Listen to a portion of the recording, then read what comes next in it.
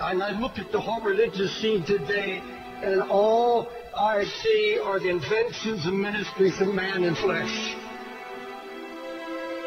It's mostly powerless. It has no impact on the world.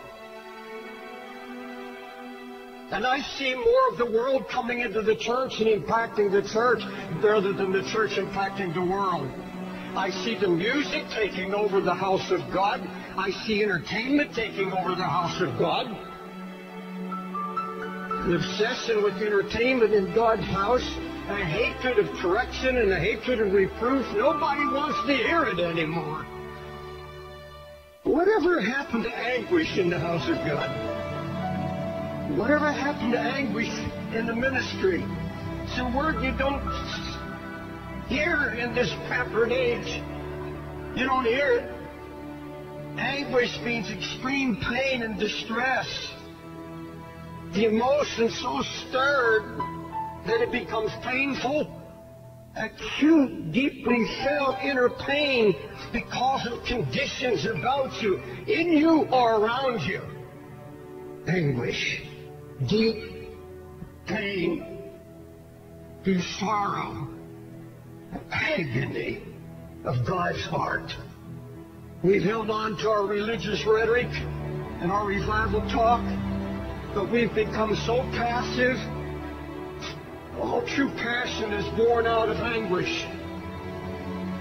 All true passion for Christ comes out of a baptism of anguish. You search the Scripture and you find that when God determined to recover a ruined situation, He would share His own anguish for what God saw happening to His church and to His people. And He would find a praying man, and He would take that man and literally baptize him in anguish. You find it in the book of Nehemiah. Jerusalem is in ruins. How is God going to deal with this? How is God going to restore the ruin? Now, folks, look at me. Nehemiah was not a preacher. He was a career man. But this was a praying man. And God found a man who would not just have a flash of emotion, not just some great sudden burst of concern and then let it die. He said, no, I broke down, and I wept, and I mourned, and I fasted, and then I began to pray night and day. Why didn't these other men, why didn't they have an answer? Why didn't God use them in restoration? Why didn't they have a word? Because there was no sign of anguish. No weeping. Not a word of prayer. It's all ruin. Does it matter to you today? Does it matter to you at all that God's spiritual Jerusalem, the church, is now married to the world? That there's such a coldness sweeping the land? Closer to that, does it matter about the Jerusalem that's in our own hearts? The sign of ruin that's slowly draining spiritual power and passion, blind to lukewarmness, blind to the mixture that's creeping in. That's all the devil wants to do, is get the fight out of you and kill it. So you won't labor in prayer anymore. You won't weep before God anymore. You can sit and watch television and your family go to hell. Let me ask you, is what I just said convicted you at all? There's a great difference between anguish and concern.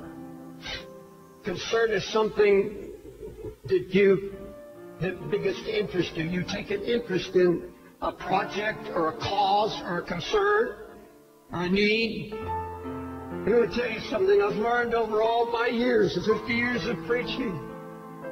If it is not born in anguish, if it has not been born by the Holy Spirit, where when you saw and heard of the ruin that drove you to your knees, took you down into a baptism of anguish where you began to pray and seek God, I know now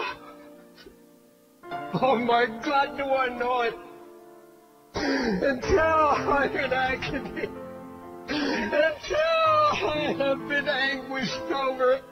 And all our projects, all our ministries, everything we do. Where are the Sunday school teachers that weep over kids they know are not hearing and they're going to hell? You see, the true prayer life begins at the place of anguish. You see, if you set your heart to pray, God's going to come and start sharing His heart with you. Your heart begins to cry out, oh God, your name is being blasphemed.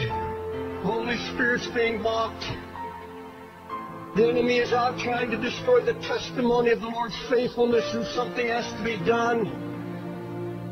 There's going to be no renewal, no revival, no awakening until we're willing to let Him once again break us. Folks, it's getting late and it's getting serious. Please don't tell me. Don't tell me you're concerned when you're spending hours in front of internet or television. Come on. Lord, there's some need to get this altar and confess. I am not what I was. I am not where I'm supposed to be. God, I don't have your heart or your burden. I wanted it easy. Didn't want to be happy. But Lord, true joy comes. True joy comes out of anguish. There's nothing of the flesh will give you joy. I don't care how much money, I don't care what kind of new house there is. Absolutely nothing physical can give you joy. It's only what is accomplished by the Holy Spirit when you obey Him and take on His heart. And build the walls around your family. Build the walls around your own heart. Make you strong and impregnable against the enemy. God, that's what we desire.